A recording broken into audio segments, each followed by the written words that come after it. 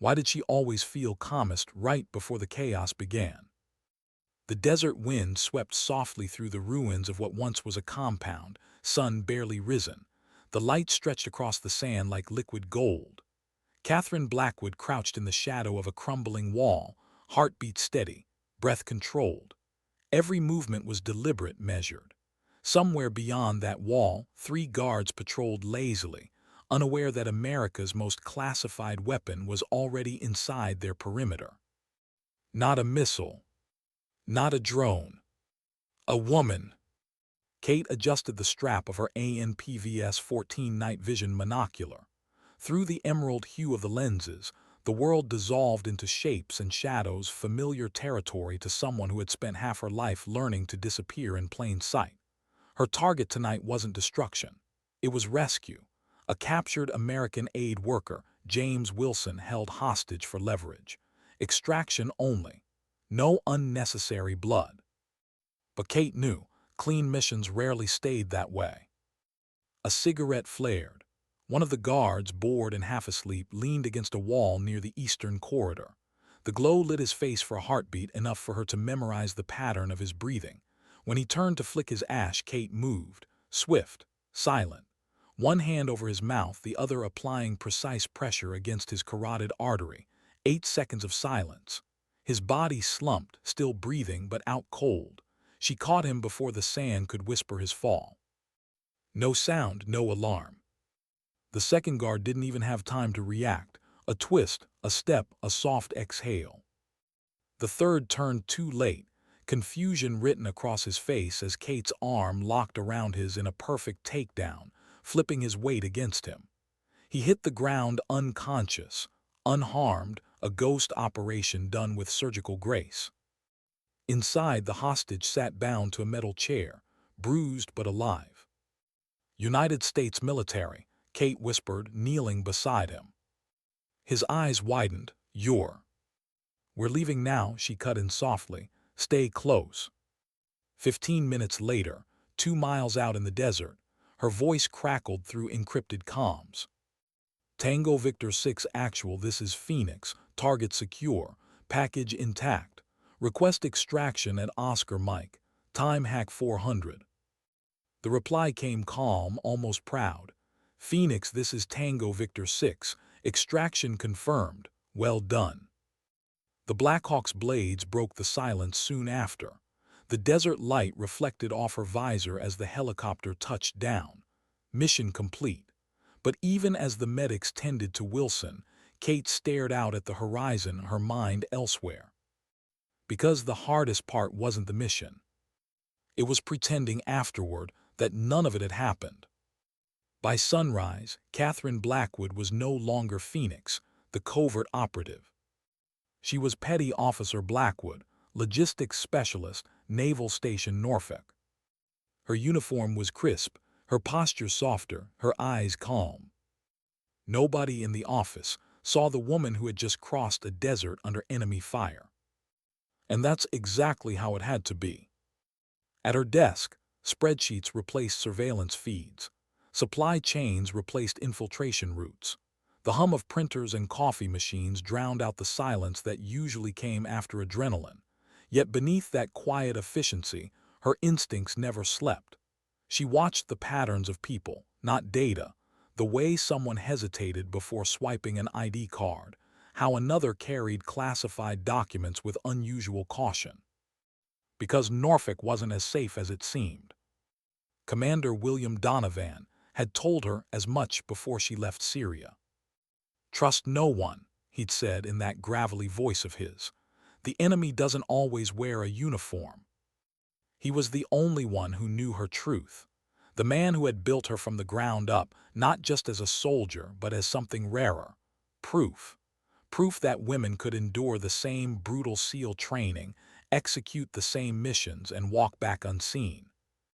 He once lost a daughter to a terrorist bombing. Sarah Donovan, same age Kate had been when she entered Bud S training. Sometimes, when the room went still, Kate could almost feel that weight between them, a silent bond born from pain neither of them ever talked about. Now her orders were clear. A Russian intelligence network had infiltrated Norfolk, leaking classified technology through trusted officers. Kate's mission wasn't to fight it in the field. It was to watch, to listen, to catch a ghost in the heart of her own base without revealing who she truly was. Her first day back, she received an encrypted message. 4 new arrivals, potential interest, files attached. 4 officers, 4 possibilities. Lieutenant Robert Mitchell, tall, confident, and traditional to the point of arrogance. Ensign Jason Chen, brilliant with electronics, too curious for his own good. Lieutenant Marcus Thompson, talented, impatient, easily tempted by shortcuts. And Ensign Eric Adams, quiet, ethical, almost too principled for military politics. Kate memorized their faces, closed the files, and exhaled slowly. Her cover was her armor now, every smile, every word calculated. Logistics wasn't her job, it was her camouflage. That afternoon, during an inventory audit, she ran into the new officers in a secured weapons facility. Mitchell was leading them on a tour, explaining systems with the self-assurance of someone who'd never been questioned. "This sector houses the advanced targeting modules for the new destroyer class," he said, gesturing toward sealed crates. Kate kept her eyes down, scanning manifests, but her peripheral vision caught everything. Jason Chen subtly raised his phone, snapping pictures of serial numbers. "Interesting." When Mitchell noticed her, his tone sharpened. "Logistics." "Yes, sir," Kate replied evenly. "Quarterly inventory assessment." "Carry on then," he said, with a faint smirk that didn't need words to convey what he thought of her. As the group moved deeper, Kate overheard snippets. Security rotations, communication frequencies, protocols far outside the scope of an orientation tour. Her instincts pricked. This was no casual curiosity. When she finished her task, she walked past them quietly. "Logistics personnel," Mitchell muttered just loud enough. "They give anyone a uniform these days." Thompson and Chen chuckled. Adams stayed silent. Kate didn't flinch. She'd been underestimated her entire career. Sometimes invisibility was her greatest weapon. Outside, she sent a coded message from her secure phone. Initial contact established. Chen showing interest in serials. Mitchell hostile, continuing observation. The reply came within seconds. Noted, debrief 2,000 hours. Usual location. The usual location was a quiet bar 3 miles off base, a place where retired officers swapped stories over weak whiskey and dim light. Commander Donovan sat in his corner booth, his silver hair a map of the years. When Kate entered, his eyes met hers with that familiar mix of pride and concern. "How was Syria?" "Efficient," she said simply. "Hostage recovered, no casualties." He nodded. "And our new arrivals?" "Chen's the obvious one," Kate replied. "He's documenting equipment like he's building a catalog, but it feels too obvious, almost staged." Donovan's lips pressed into a thin line. Classic misdirection. The real threat hides behind the noise. She nodded. "Mitchell has the access, the arrogance, and the perfect cover to deflect suspicion." He leaned forward. "Frost's network thrives on arrogance. Don't let yours cost you judgment." Kate didn't answer. She just glanced at the photo behind the bar, a group of Navy SEALs in some forgotten desert. One of them looked like Donovan, decades younger. She wondered if he still saw Sarah's ghost in her reflection. As they ended the meeting, Donovan's hand brushed hers briefly, the only gesture of warmth he allowed himself in public. "Sarah would have been your age now," he said softly. Kate held his gaze. "I'll make sure her legacy counts for something." When she walked out into the night, the air was cold, the stars sharp over the Virginia coastline. Her mission had just begun. But something in her gut told her, this time, the enemy wouldn't be across the ocean. He'd be sitting across the table. Why did their laughter always sound louder when she walked into the room? Morning sunlight spilled through the tall windows of the Norfolk Base cafeteria, glinting off stainless trays and the crisp white of uniforms. Catherine Blackwood, petty officer, logistics division, moved through the line quietly, blending into the rhythm of chatter and clinking cutlery. The smell of coffee, eggs, and disinfectant hung in the air.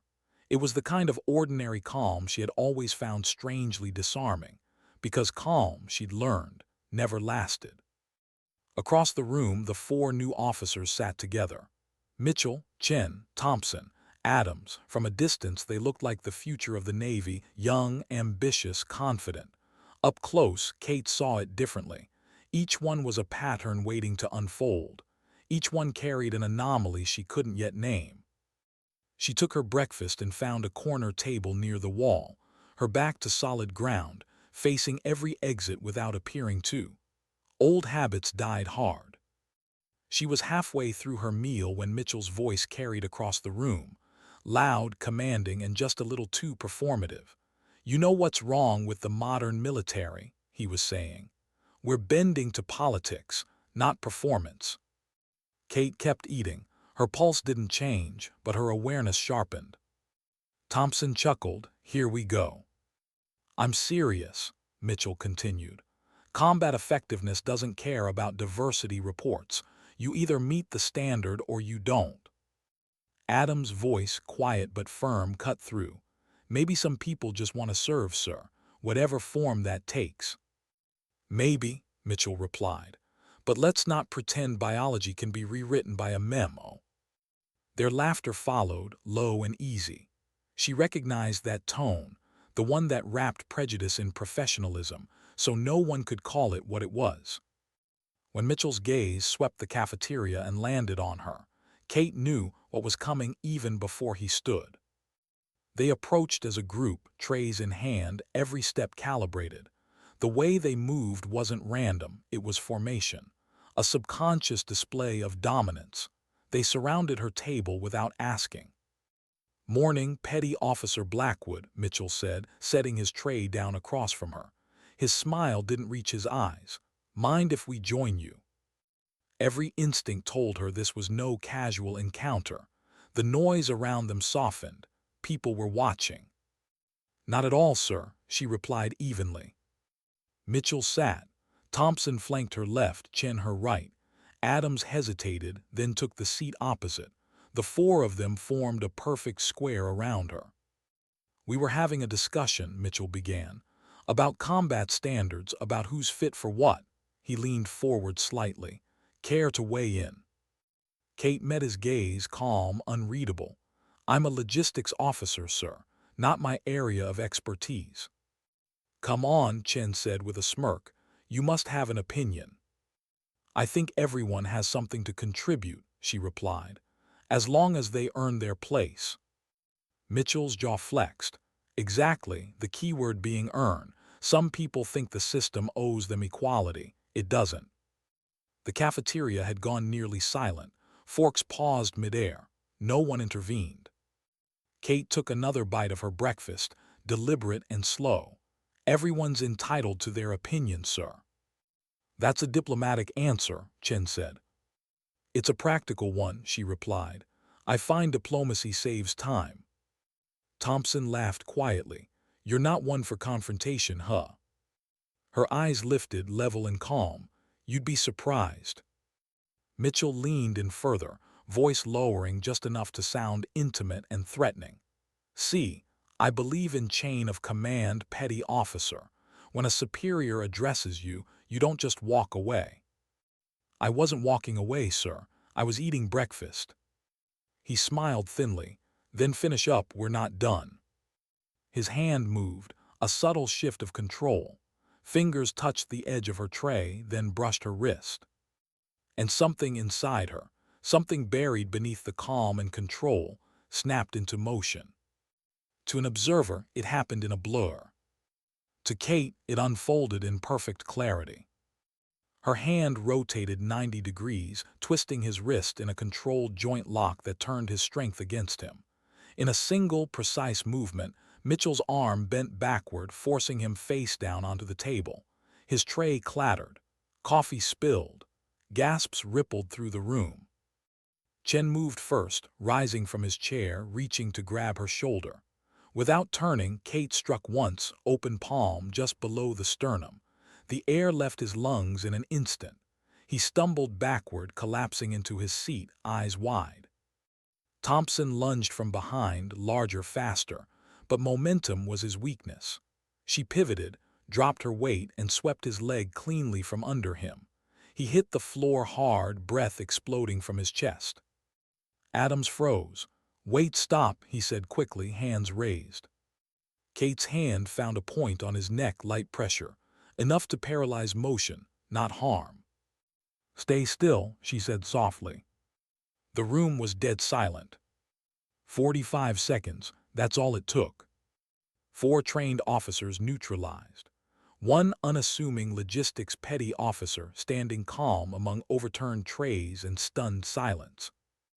A veteran SEAL 3 tables away rose slowly, his eyes narrowing.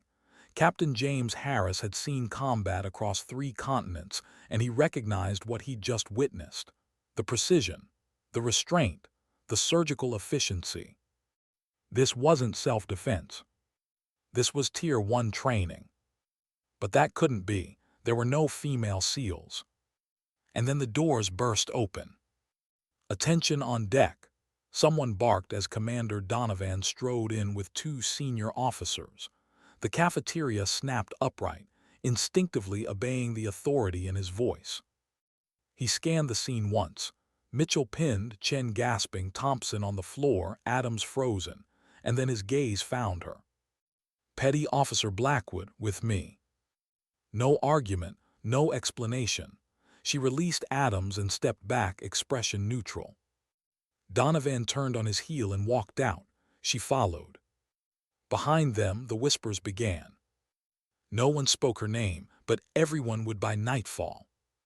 Outside, the coastal wind cut through the silence between them. Donovan's jaw was tight. "Someone was recording," he said finally. "A sailor's phone. It's already online." Kate's stomach didn't drop. She'd trained that reaction out of herself years ago, but she felt it, like a slow, cold tide beneath the ribs.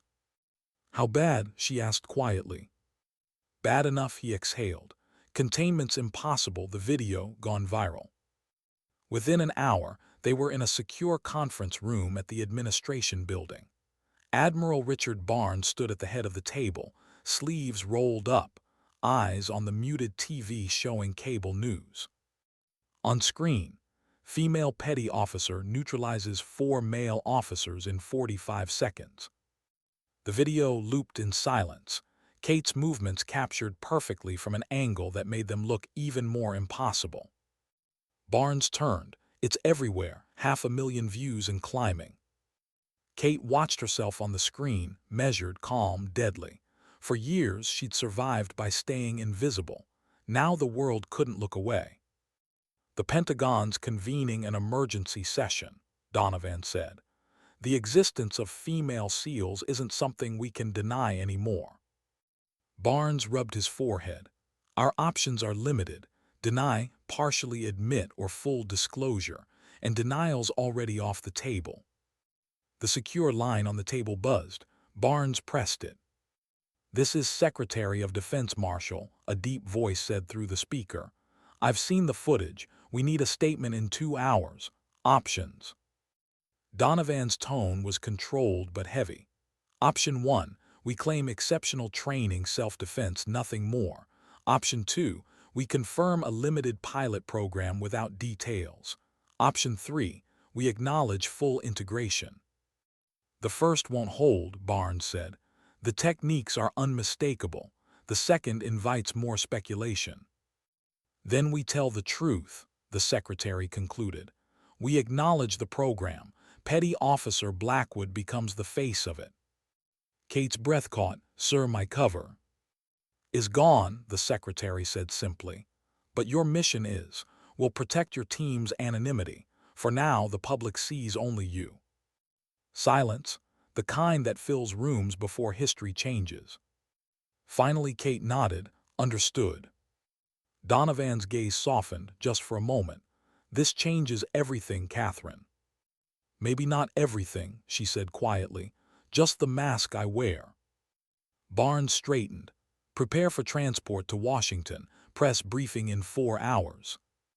As they left the room, the screen still glowed behind them, replaying those 45 seconds again and again. Each frame erasing the anonymity she'd fought to keep. Each frame rewriting what the world thought it knew about her. She had always believed the battlefield was the most dangerous place in the world. Now she was about to learn. Sometimes the real fight begins when the guns go silent. How do you keep a secret once the whole world knows your name? The Black Hawk's rotors beat through the night as Washington grew out of the darkness below, monuments gleaming like ghosts, the city awake in every window. Catherine Blackwood sat rigid in her seat, helmet resting on her knees, eyes fixed on nothing. She had flown into war zones quieter than this flight. The silence in her headset was heavier than any artillery fire. Across from her, Commander Donovan watched her carefully. Years of command had taught him that courage didn't always look like shouting orders. It often looked exactly like this. A soldier sitting perfectly still, holding back the tremor that comes when a life built on secrecy is about to collapse. You don't have to like it, he said over the comm. You just have to survive it. I've survived worse, she answered, but her voice wasn't defiant. It was steady, almost calm, the kind of calm that hides exhaustion, fear, and something else she couldn't yet name.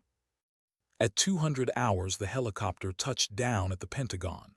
Floodlights painted the tarmac in hard white. Cameras waited beyond the gates, their lenses already hungry. Inside, hallways buzzed with restrained chaos, uniforms moving fast, conversations cut short as she passed. Everyone had seen the video. Donovan guided her into a secure office where Admiral Barnes stood with a handful of aides, television screens flickering behind him. Every channel was running the same loop, Kate in the cafeteria, surrounded, then the blur of motion. Commentators talked over it like sports analysts breaking down a replay. She's trending in 53 countries, one aide reported. Hashtags forming around 45 seconds and real seal. Barnes muted the screens. We're past containment. The secretary addresses the press in 3 hours. You'll stand beside him. Kate looked at the empty podium on the monitor, then back to Barnes. Sir, with respect, I wasn't trained for press conferences. Neither were any of us, Barnes said quietly, but history doesn't wait for training. 4 hours later, the Pentagon briefing room was a sea of lights and microphones. The air smelled of cables and coffee and anticipation. Kate stood behind the curtain, dress uniform immaculate, silver pendant at her throat. The one Donovan had given her years ago, Sarah's pendant. Her pulse thudded beneath it like a second heartbeat. The Secretary of Defense stepped to the podium first. Good afternoon. Earlier this week, video surfaced depicting Petty Officer Catherine Blackwood, a member of an elite naval assessment program. Today we confirm that program's existence. The flashbulbs erupted, the world exhaled. When the secretary finished, he turned and gestured. Petty Officer Blackwood. Kate stepped into the light. For a moment the room blurred, the journalists, the cameras, the relentless brightness. Then training took over. Control your breath. Anchor your stance. Speak with intention. I joined the Navy to serve, she began. The same reason as every sailor here. When I was given the chance to attempt SEAL qualification, I didn't see barriers, I saw standards. Standards worth meeting. A reporter called out. Were those standards changed to allow women in? No, she said steady. They were endured exactly as written. Flash, flash, another question. Did you expect to become the face of this? She paused. No one trains to become a symbol, you train to complete the mission. The words landed softly but with weight. The room quieted. Somewhere behind the cameras, Donovan watched, proud and afraid all at once. He had seen soldiers face enemy fire with less composure. For 40 minutes she navigated the barrage, deflecting when needed, answering when safe. Every syllable balanced between truth and classified silence. By the time she stepped away from the podium, the story had already changed. She wasn't an anomaly anymore. She was proof. And proof, she knew, was dangerous. Hours later, in a small Pentagon office lit by a single desk lamp, Kate scrolled through headlines. The woman who rewrote the SEALs. 45 seconds, that changed the military forever. Hero or hoax? The praise meant nothing. The doubt stung less than it should have. What caught her attention was a secure alert flashing on her device. Classified intrusion attempt, origin, Norfolk Naval Station. Her cover was gone, but her mission was. She opened the encrypted channel. Phoenix to control. Unauthorized access detected. Personnel file. Operational history. Source traced to Norfolk Systems. Donovan's voice came back immediately. Confirmed. Cyber division's on it. They're after your deployment records. Kingfisher operation 3 years ago. Kate froze. Kingfisher. That mission had included the only 2 other women to finish SEAL training, Jessica Rivera and Michelle Wilson. If that data leaked, their identities would surface. Their lives would unravel. They're targeting the others, she said quietly. Which means Frost is escalating, Donovan replied.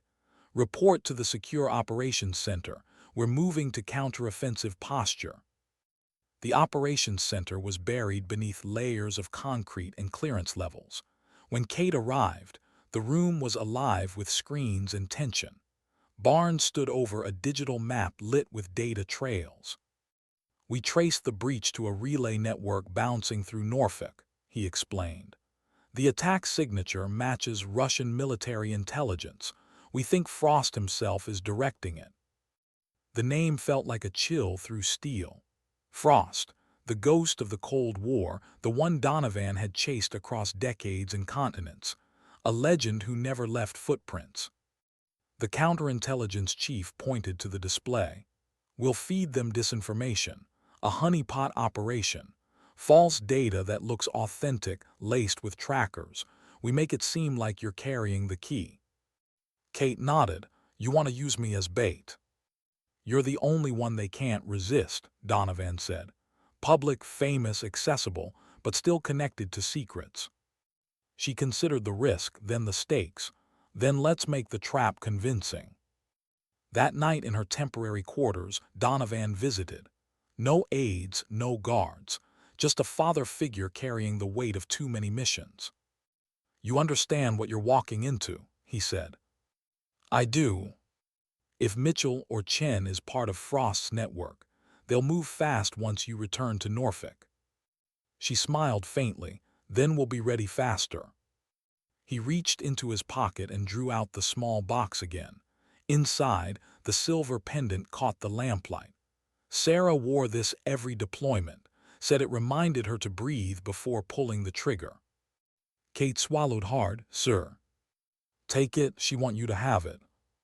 When she fastened it around her neck, the metal felt warm, alive, like a promise and a burden at once. Come back, Donovan said quietly. That's an order. The next morning, the world watched her return to Norfolk. News crews lined the gates. Cameras followed her every step as she exited the transport plane, uniform immaculate, expression unreadable. To them she was the Navy's trailblazer, the living headline. To the unseen eyes in Frost's network, she was a target carrying supposed keys to the kingdom. Inside the base, Admiral Barnes' people had woven layers of surveillance into every corridor, hidden cameras, biometric sensors, cyber teams watching in real time. Every device Kate carried was designed to look vulnerable, but was in fact a trap. Lieutenant Commander Simmons, her old supervisor, greeted her with a grin. Whole department's proud of you, Blackwood. Didn't suspect a thing. That was the point, sir, she said with a polite smile. As she stepped into her old office, memories collided. The scent of paper, the hum of servers, the feeling of normalcy she'd once mastered. On her desk lay the secure tablet, unlocked, waiting. Bait. At precisely 1400 hours, Lieutenant Mitchell appeared in the hallway. He hesitated, then knocked once and entered. His tone was almost gentle. "Petty Officer Blackwood, I wanted to apologize." "Apology accepted," she said, watching his eyes, not his words. "Quite a career change," he added. "From the shadows to the spotlight must be complicated." "I go where the Navy needs me." He smiled too easily. "Good luck with the new assignment." When he left, her earpiece clicked alive. "Surveillance confirms elevated heart rate, perspiration, microtremor in hands," said an analyst. "Subject stressed." Minutes later, another knock. Jason Chen. He entered with boyish awkwardness, holding a notepad. "Just wanted to say I'm sorry for the mess hall incident," he said. "Mitchell led, I followed. Poor judgment." Kate studied him, noted. He lingered, eyes flicking briefly to the tablet on her desk. "The move you used, that was Krav Maga with some Filipino elements, right?" "I'm not authorized to discuss training specifics." "Of course," he said quickly, but the curiosity stayed in his gaze, too technical, too precise. When he left, the analyst's voice returned. Subject Chen scanned the area with his phone. Attempted passive network mapping. He's evaluating vulnerabilities. Kate closed the door, exhaled slowly. The trap was set. Tomorrow, someone would bite. And when they did, she'd finally see the face behind Frost's shadow. When you bait a ghost, how do you know which shadow will bite first? The next day began the same as every other, the rhythm of normal life returning just enough to hide what was coming. Morning inspection. Briefing. A casual exchange in the corridor. Catherine Blackwood moved through it all with quiet precision, aware of every camera, every eye that lingered a little too long. In her earpiece, the surveillance feed whispered, "Comms check clear, all teams green." It sounded sterile, clinical, but the air around her felt heavy, like the world was holding its breath. The decoy tablet on her desk displayed false intelligence, troop movement data, coordinates, an access protocol labeled Operation Leviathan. Inside those files lay the digital tripwire, a code that, once copied, would tag the intruder's system and trace it back to Frost's command network. Kate sat at her desk pretending to work. The second hand on her wristwatch ticked steady. Outside the office, footsteps echoed. Then the knock.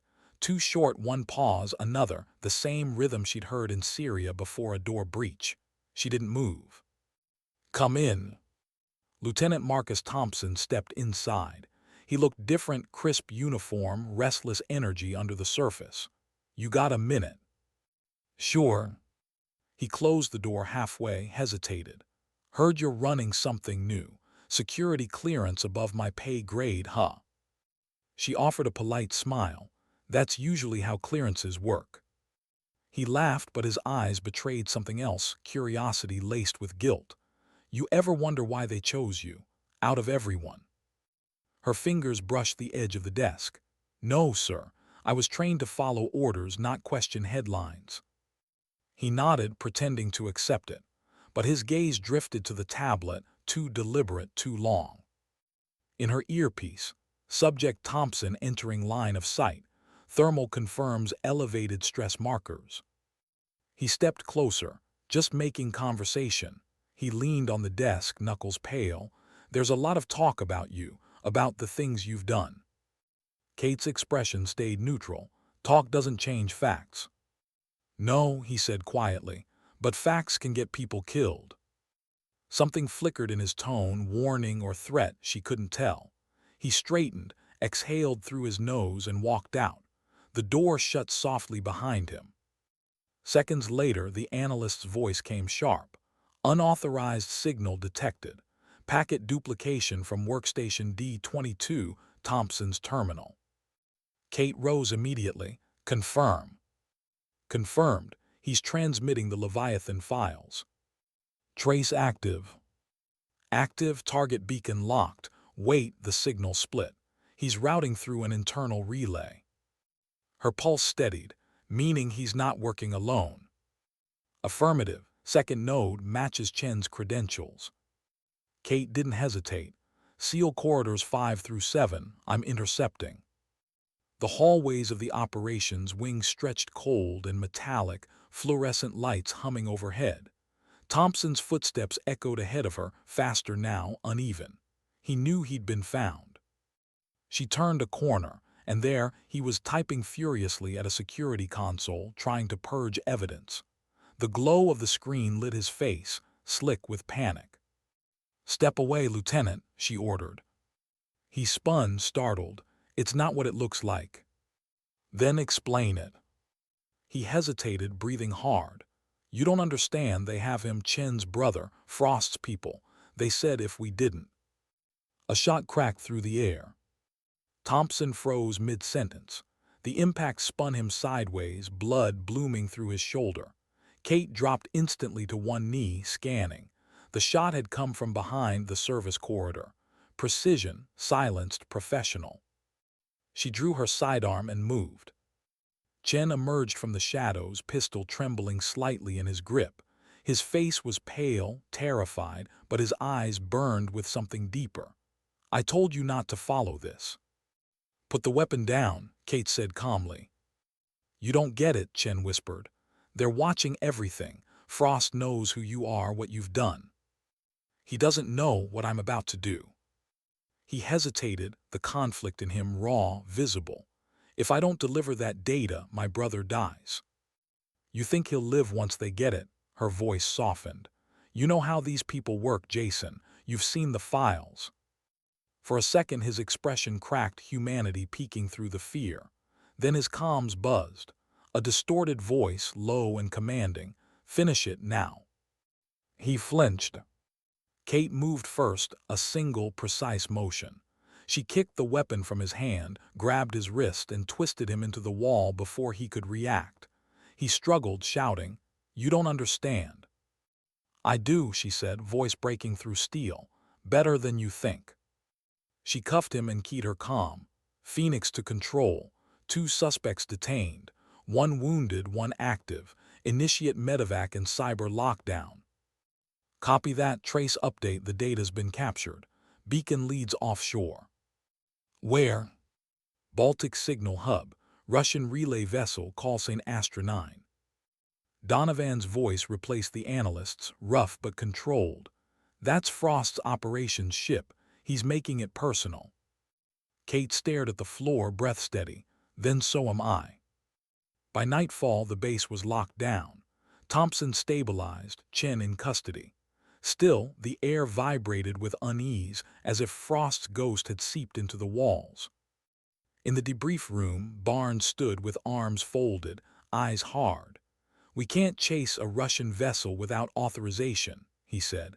"We don't even have proof Frost himself was involved." "We have enough," Kate countered. "A compromised network, 2 manipulated officers, and a live signal pointing to his flagship." Donovan sat at the table, weary. "The Secretary will never approve a strike without confirmation. We'll need eyes on the Astra 9. "Then send me," Kate said simply. Barnes shook his head. "You're the most visible operative in the Navy right now. They'll expect you." "They'll underestimate me," she replied. "They always do." Silence settled. Donovan studied her, that same conflict he'd carried since the day she finished Bud S., the line between protector and commander blurring. "If you go," he said quietly, "you go off record. No backup, no extraction." She met his eyes. "I've done worse with less." He exhaled. "Then we do it right, covert insertion, single-seat stealth transport, no comms until visual confirmation." Barnes rubbed his temples. "You realize this could ignite an international incident." "It's already started," she said. "We're just the ones pretending it hasn't." Hours later, the Atlantic shimmered black beneath the moon. The modified Seahawk helicopter cut through the wind like a shadow. Inside, Kate prepped her gear, wetsuit, silenced sidearm, encrypted wrist display. Donovan's voice came through one last time. Telemetry clean. You're 15 minutes from insertion point. Copy. Catherine. Sir. A pause. Don't let this turn into revenge. She looked out at the endless sea. It's not revenge, she said softly. It's closure. She jumped. The ocean swallowed her in silence. Cold bit through every layer, but her focus didn't waver. The glow of the Astronine shimmered miles ahead, a dark outline against the horizon, lights flickering like the heartbeat of a secret too big to hide. She swam steady, measured strokes. Each breath broke the surface with precision, each second ticking toward confrontation. She thought of Sarah's pendant beneath the wetsuit, its weight reminding her why she was here, not for glory, not even for justice, but for something quieter: redemption. As she neared the vessel, she surfaced behind the stern anchor chain, eyes scanning for motion. Two guards bored, smoking. A crane groaned overhead. She waited until the rhythm of their conversation aligned with the wind, then moved hand over hand, silent, rising into the world of steel and rust. Once aboard, she ghosted between containers, blending into the hum of engines. Every sense sharpened. Voices drifted through the night, English mixed with Russian, calm, certain. Orders. Then she heard it. A man's voice, low, deliberate, accented. Bring me the American file. She froze. Frost. The myth, the phantom her mentor had chased for decades. He was real and he was here. Kate pressed against the cold metal wall, heart thudding once hard. She exhaled slowly, centering herself. Her comms were dead by design. No backup, no safety net, just her and the ghost she'd carried this far. Somewhere deep inside the ship, Frost spoke again, closer now. She thinks she's hunting us, he said, amused. But she doesn't know the game started long before she was even born. And then, almost like he knew she was listening. Tell Commander Donovan his debt comes due tonight. Kate's blood went cold. Because debts in this world were never paid with money. They were paid with lives. How do you keep faith in your mentor when the truth begins to sound like betrayal? The hum of the ship's engines pulsed through the steel floor, steady as a heartbeat. Catherine Blackwood crouched behind a stack of shipping crates, the dim red glow of maintenance lights washing over her gear. The air smelled of diesel and salt and secrecy. Frost's voice still echoed in her head, that single line that cracked something inside her. Tell Commander Donovan his debt comes due tonight. She steadied her breathing, replaying the words again and again, searching for meaning. Debt, due, Donovan. Was Frost bluffing? Or had her mentor, the man who'd shaped her into the soldier she'd become, been hiding something all along? Kate shifted, scanning her surroundings. Two guards patrolled the catwalk above, one smoking, the other checking his watch. Routine, predictable. She waited for the turn, the rhythm, then moved. Swift, controlled, silent. One hand over the mouth, the other snapping the silencer against the railing with a soft click. The sound of a body lowered, not dropped. She caught the rifle before it clattered. Her movements were art, precise, unseen, almost tender in their efficiency. She slipped deeper into the ship. The cargo hold stretched like a maze of steel and shadows. Containers towered on either side, stacked 4 high, each stamped with faded Cyrillic markings. Through the narrow corridor ahead, she caught a flicker of light, a monitor glow inside a command station. A man stood before it, broad shoulders, white hair cropped close, the kind of stillness that comes from absolute control. Frost. Kate flattened against the wall, slow breathing through her nose. Her mind ran scenarios, approach angles, cover distances, the probability of success. But beneath the tactical calculations, something heavier pressed against her chest. Donovan's voice, years ago. The moment you start hunting ghosts, Catherine, you risk becoming one. She moved closer. Frost's reflection shimmered faintly in the glass. He was older than she expected, 60s maybe, but his presence was enormous, deliberate. His eyes, pale and precise, stared at something on the screen. She could barely make out the data, encrypted transmissions, photos, old mission files. And then she saw it. Her own face. Younger, training days. Black and white surveillance photos labeled Project Halo. The breath left her lungs. Halo wasn't supposed to exist, a pre-SEAL prototype program Donovan had once mentioned in fragments after too much whiskey and too little sleep. He said it had failed, that everyone involved had been killed. Everyone but her. The screen shifted. Donovan appeared a classified briefing photo. Frost's voice, low and calm, filled the room. William Donovan, the man who built the experiment, the one who tried to bury me with it. Kate's heart stopped. She stepped into the open, weapon leveled. Turn around. Frost didn't startle. He turned slowly as if he'd been expecting her. His expression was calm, almost pleased. So, he said in a faint Russian accent, the student finally arrives. Step away from the console, she ordered. He smiled. Do you even know what you're protecting? I'm not here to debate. You should be. He took a step closer, unarmed. Because everything you believe about Donovan, about yourself, is a lie built on the bones of that project. She didn't lower the weapon. You talk too much. Frost chuckled softly, typical of his creations, programmed for obedience, allergic to truth. Her jaw tightened, programmed. He tapped the side of his head. Psychological conditioning, reinforcement under duress. Every instinct you think you earned, he built them, layer by layer, the training, the trauma, the silence. She felt it, the sudden vertigo of doubt. Memories flickered, days without sleep, drills that broke recruits until they forgot their names. Donovan's voice in the dark, pain teaches discipline. Discipline teaches survival. Was it training or design? You're lying, she said, but her tone wavered. Am I? Frost gestured toward the screen. Read the file. Project Halo, human adaptation through lateral optimization. A test to create the perfect operator, emotion suppressed, fear redirected, loyalty absolute. He called it the Angel Theory. You were one of 3 survivors.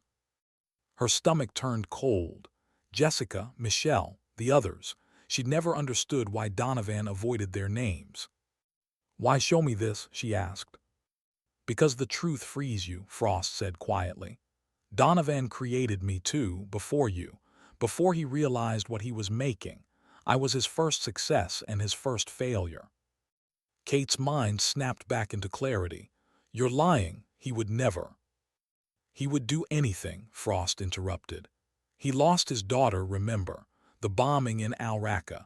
He thought if he couldn't save her, he'd build something that couldn't die, something he could control. The pendant at her neck felt suddenly heavy, Sarah's pendant. Donovan's daughter. The same pendant he'd given her before this mission. She didn't realize she'd lowered the gun slightly until Frost's eyes flicked toward it. Ask him yourself, he said softly. He's been tracking this conversation since you boarded. Kate froze. What? Frost smiled faintly. Check your earpiece. She ripped it out, static, then faint, broken. Kate, don't listen, he's. She crushed it under her boot. Frost's voice lowered, almost gentle. You see, even now he lies by omission. You're a weapon that thinks it's human, but he spread his hands, I just stopped pretending. Her finger brushed the trigger. Tell me why I shouldn't end this right now. Because, he said simply, you don't know which of us you're actually saving. He moved before she could decide, pressing a key on the console. The screens flashed red. Data transmission complete. A cascade of encrypted files transferred to an unknown destination. Kate lunged, firing once. The bullet struck the terminal beside him, sparking glass and steel. Frost ducked behind a crate, drawing his own weapon. Gunfire erupted in the confined space, deafening and bright. Metal screamed. Sparks rained. She moved through it like instinct, low, precise, fluid. 2 shots grazed her shoulder, burning lines of pain that she refused to feel. She rolled, aimed, fired. Frost staggered, clutching his side, not a fatal hit, but enough to stop his advance. He dropped his gun, leaning against the crate, breath sharp. "You're faster than I expected." Kate advanced, weapon steady. "Where did you send it?" He laughed through the blood. "Home, to the only man who deserves to see what he made." The ship's alarms blared to life. Red lights strobed. Somewhere deep below, she heard the metallic echo of charges priming. Frost smiled. "You're too late." Kate scanned the room, a blinking timer, 15 seconds counting down on the console. She dove forward, ripped open a panel, yanked a wire, sparks flying. The timer froze at 00:05. Frost was gone. She turned, the doorway empty, the echo of his footsteps fading into the hull. She ran, heart hammering, following the trail through smoke and corridors until she reached the deck. The night was chaos, crews scattering, fire alarms wailing, the distant horizon flickering with the approach of a drone. Donovan's drone. She stared up at it as it circled, scanning. Her comms reconnected automatically to the encrypted frequency. "Phoenix, respond." Donovan's voice cut through static. "Status report." She hesitated. "Mission incomplete. Frost escaped. Data compromised." "Understood," he said, voice grim. "Prepare for extraction." "No," she said, breath hard. "Not until you tell me the truth." Silence, then a slow exhale. "Some truths don't change what needs to be done." "That's not an answer." "Because you already know," Donovan said softly. "And if you keep digging, you'll hate me more than you hate him." The drone descended, cables extending.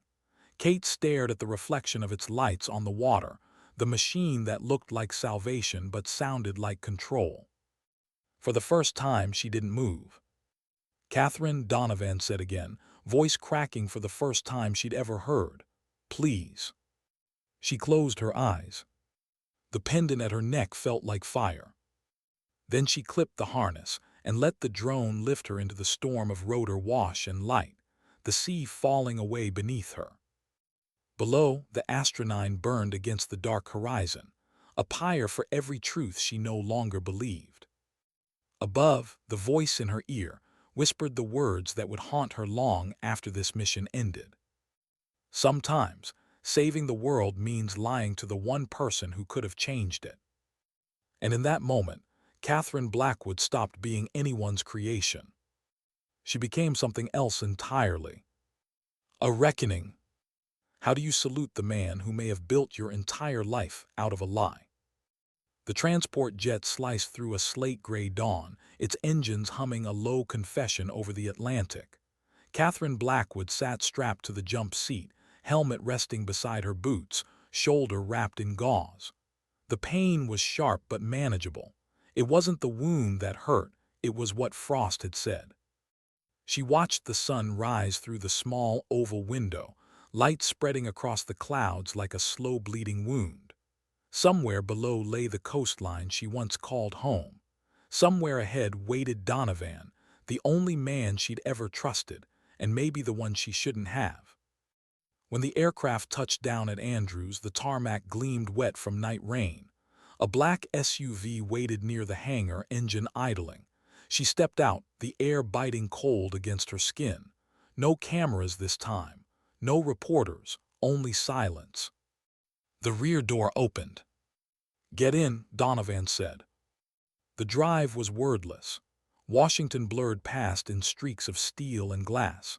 She could feel his eyes on her, measuring, calculating.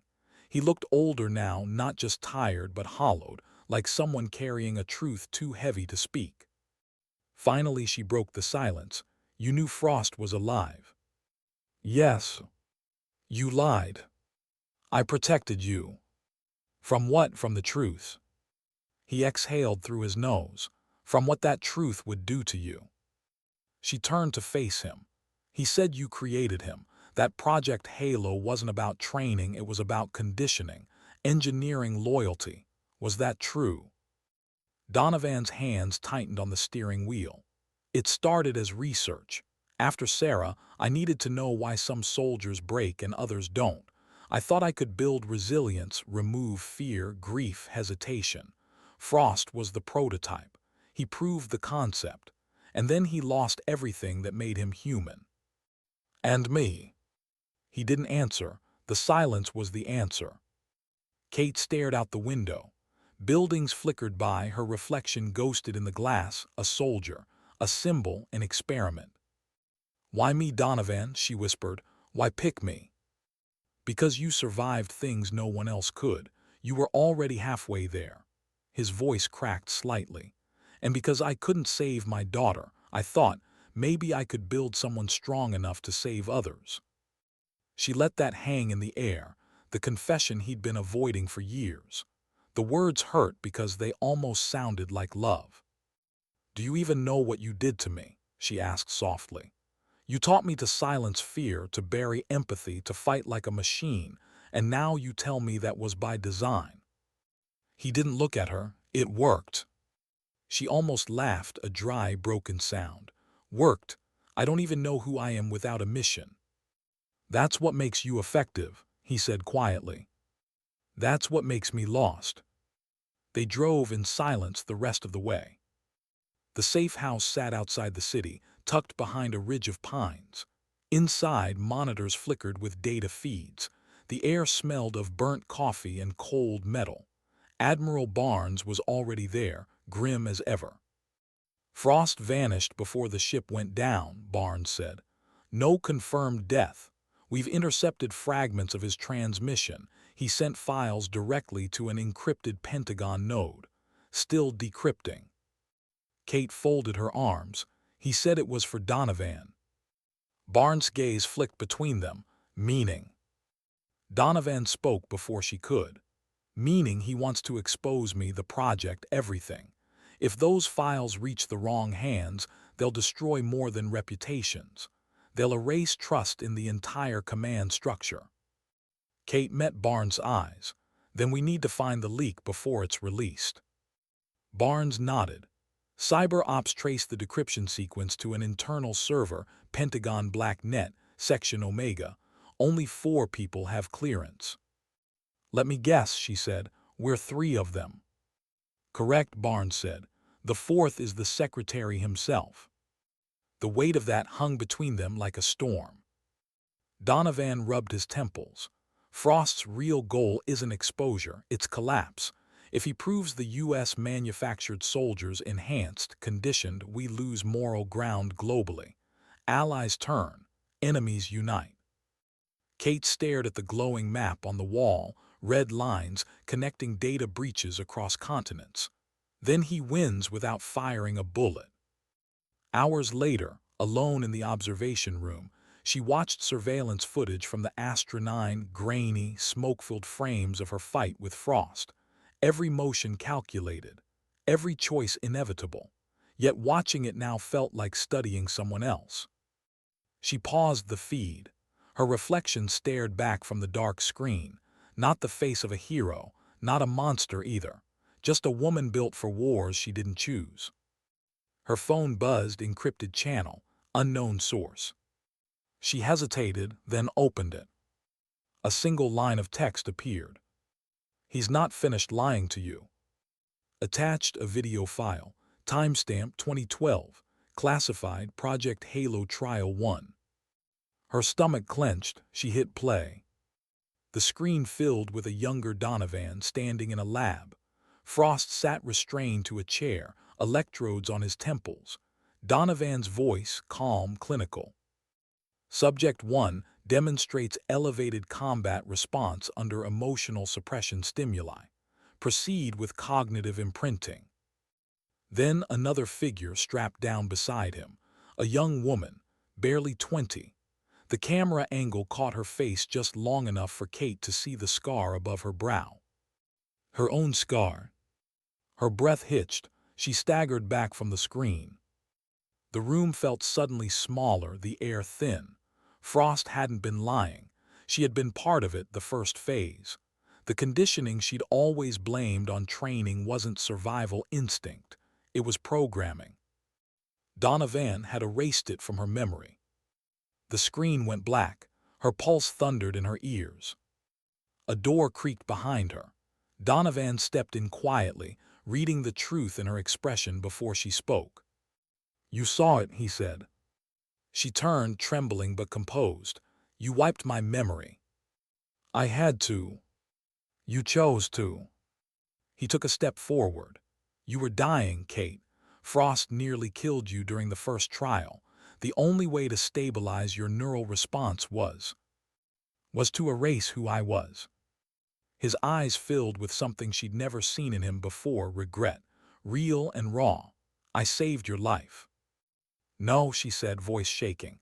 "You built a new one that served you." He didn't deny it, and that hurt worse than any lie. For a long moment neither spoke. Rain tapped the windows, machines hummed. Somewhere in the distance, thunder rolled like the sky mourning something it couldn't name. Finally she said, "When this is over, I'm gone." "Where?" "Anywhere you are." Donovan nodded slowly, accepting what he couldn't change. "Just finish the job first." She picked up her gear, slinging the holster across her shoulder. "You still think I'm yours to command?" "No," he said quietly.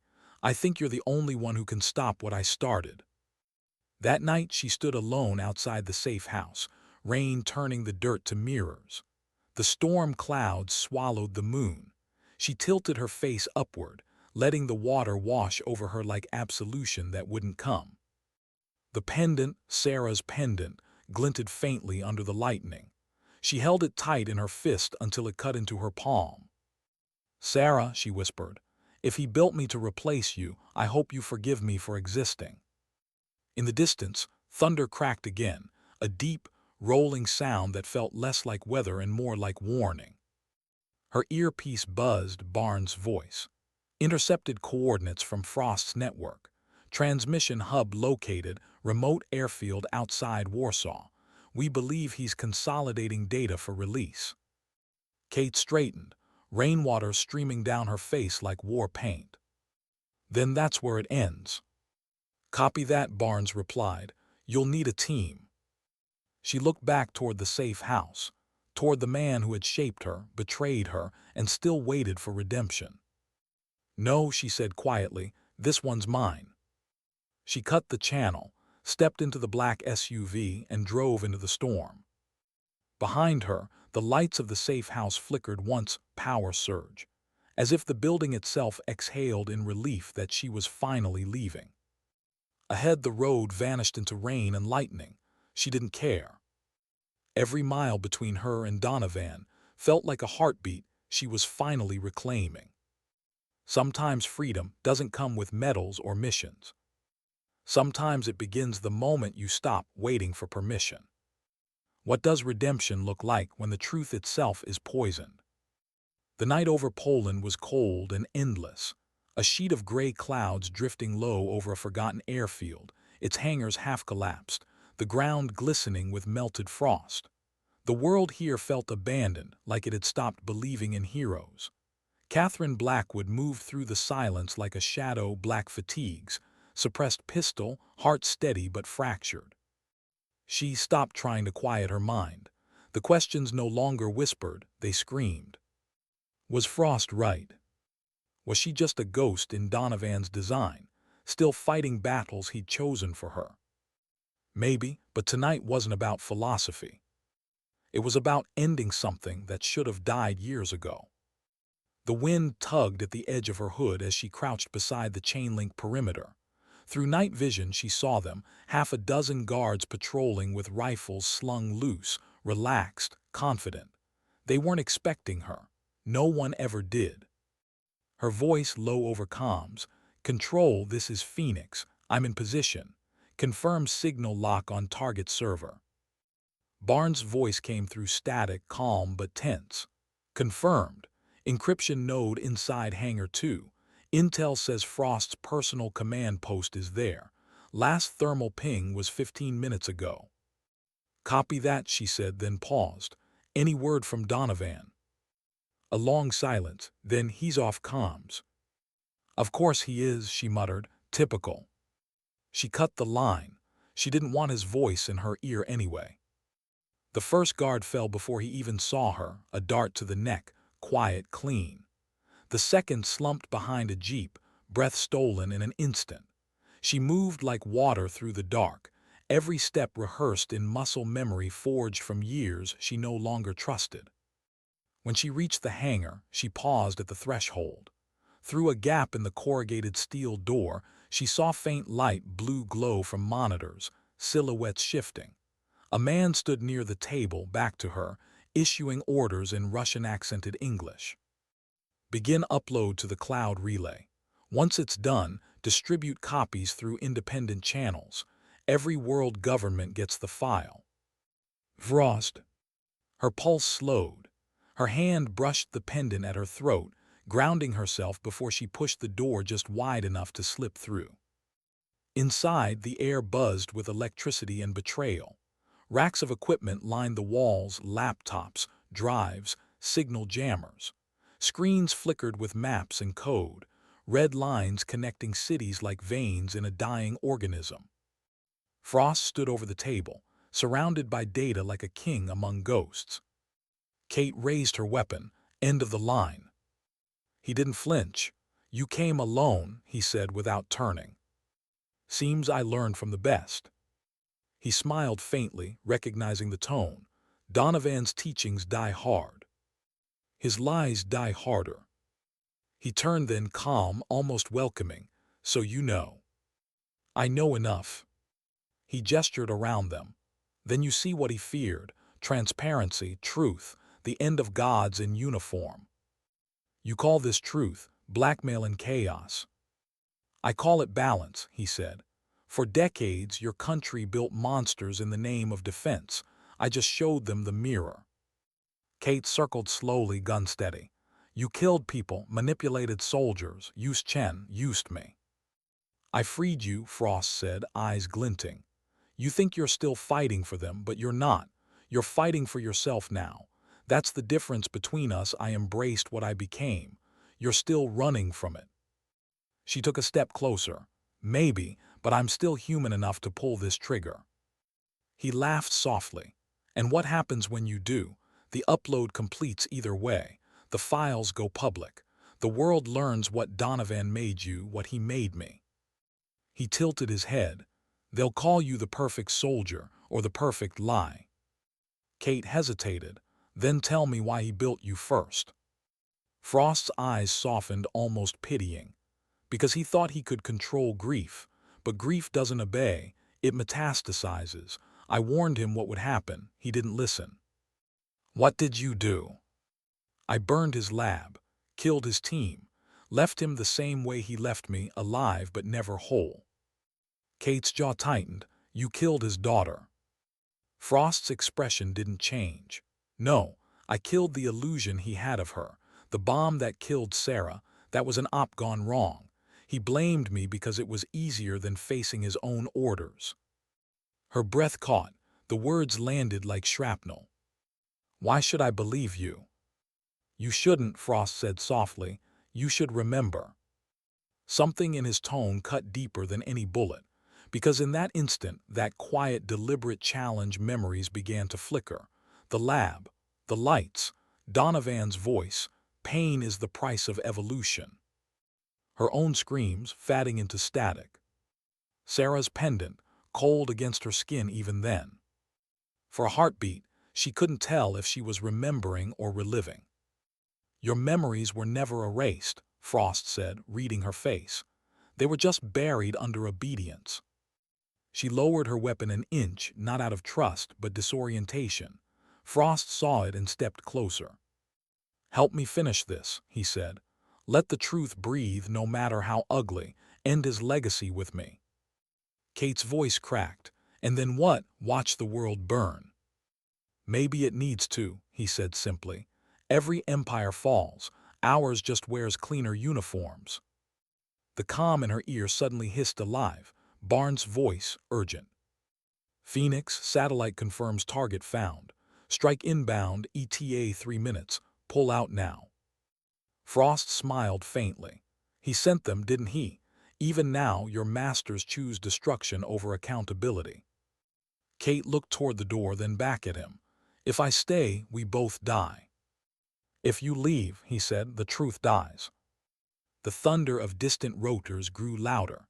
She could feel it in the walls, the tremor of approaching fire. Make a choice, Catherine, Frost said quietly. Freedom or obedience. There's no middle ground anymore. She glanced at the upload timer on the screen, 82% complete. The encrypted files streaming to the cloud. Once it hit 100, the truth would be unstoppable. Donovan's voice suddenly cut through her earpiece, overriding Barnes. Catherine, abort the mission. That's an order. Her chest tightened. The sound of his voice felt like shackles. Don't do this, he said, almost pleading. If that data gets out, it won't just destroy me. It'll destroy you, everything you are. Then maybe it's time, she said softly.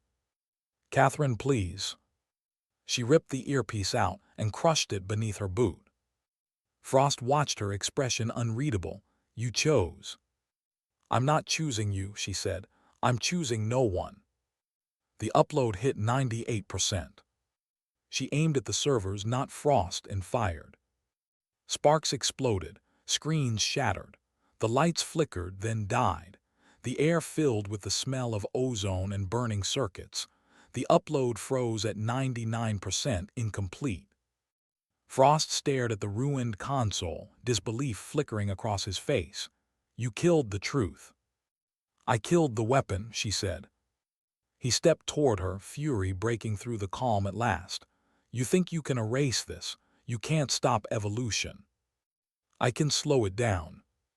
They stood facing each other, two sides of the same creation, both products of one man's obsession. Outside, the rotors thundered overhead. A missile streaked through the night, slicing silence in half. The impact threw her backward, fire and sound swallowing everything.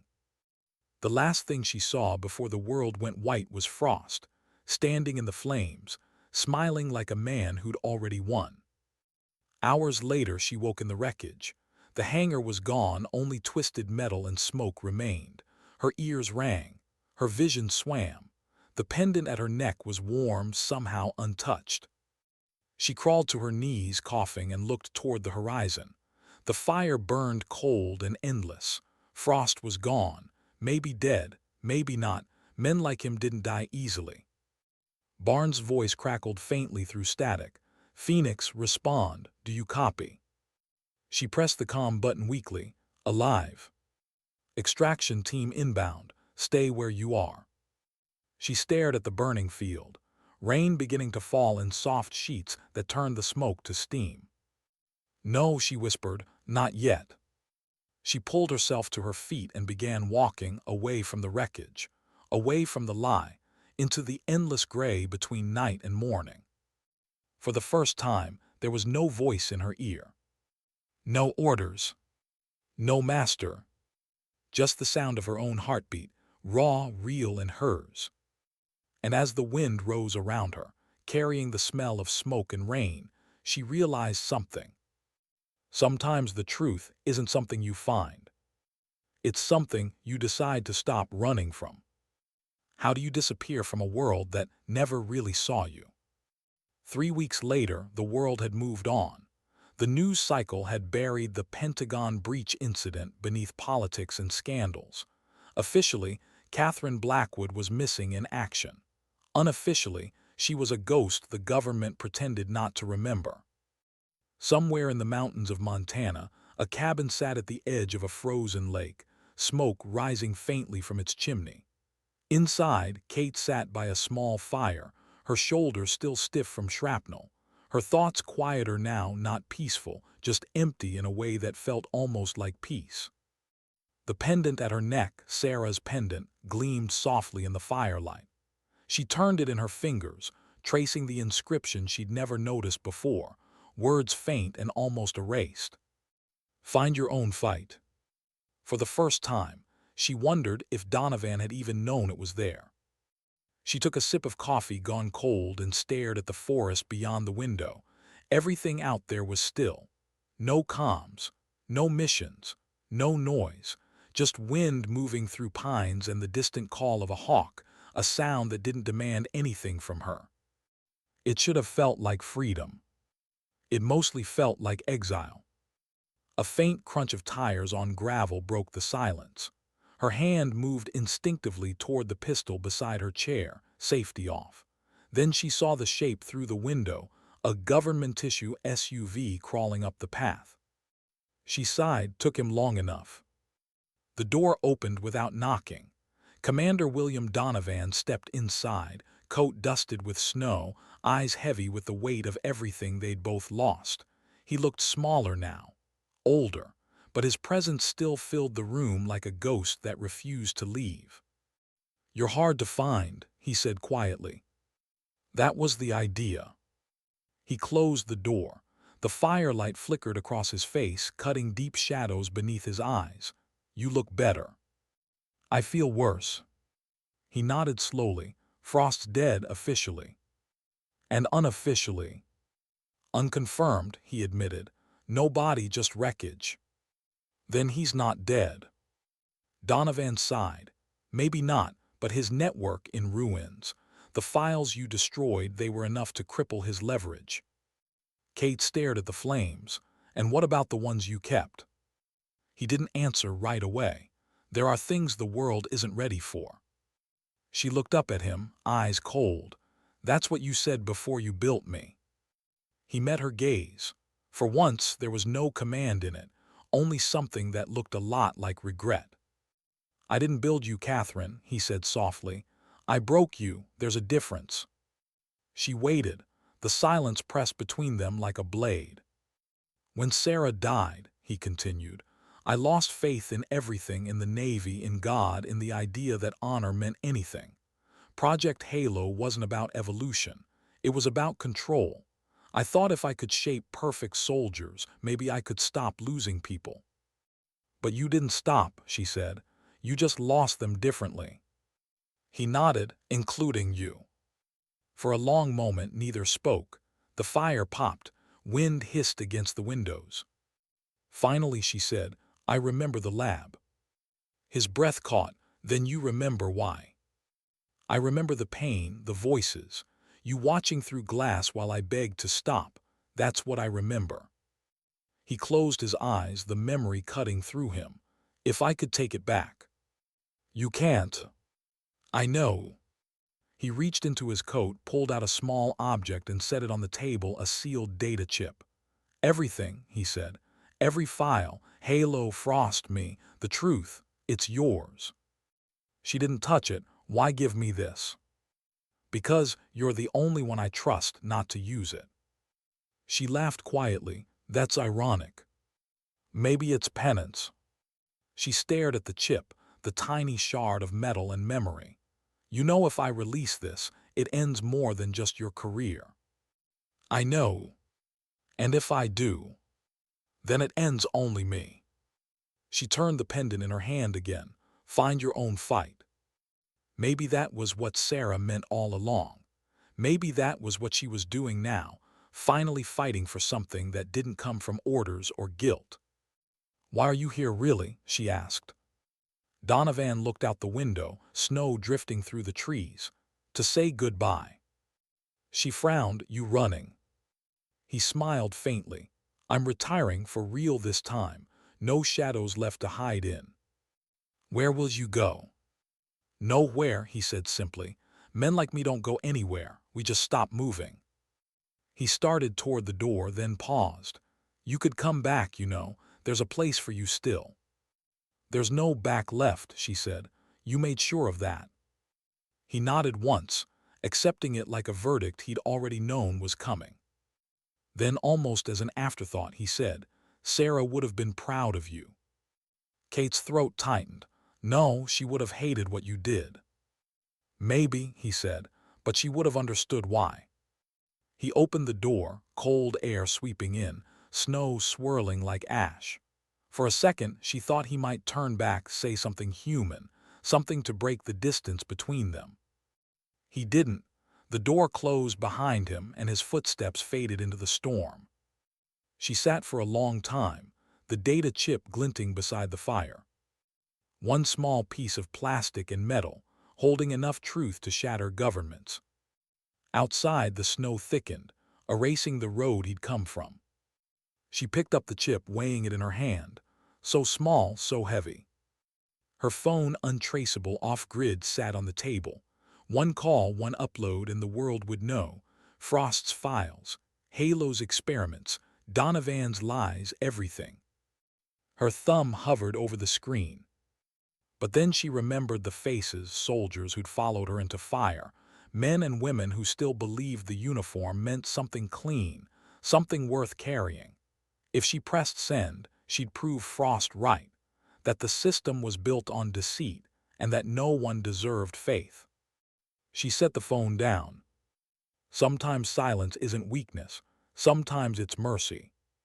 Kate stood, slipped the pendant back beneath her shirt, and tossed the chip into the fire.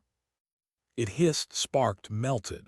The plastic curled and blackened, data turning to smoke. The truth finally unburdened of its weight. Outside, the storm began to ease. The wind softened. The clouds thinned enough for pale sunlight to touch the snow. She stepped outside, boots crunching against ice, the cold sharp and honest against her skin. The mountains stretched endless ahead, wild, ungoverned, untamed. She breathed deep, the air cutting like glass and freedom. A single bird cut across the sky, a hawk gliding low, wings steady, unbothered by borders or names. She smiled faintly. "You're right, Sarah," she whispered. "I found my fight." And with that, Catherine Blackwood, the ghost the world once called a hero, walked into the forest, leaving behind no rank, no code, no record. Just footprints that would soon fill with snow. Because sometimes dignity doesn't speak. It simply acts.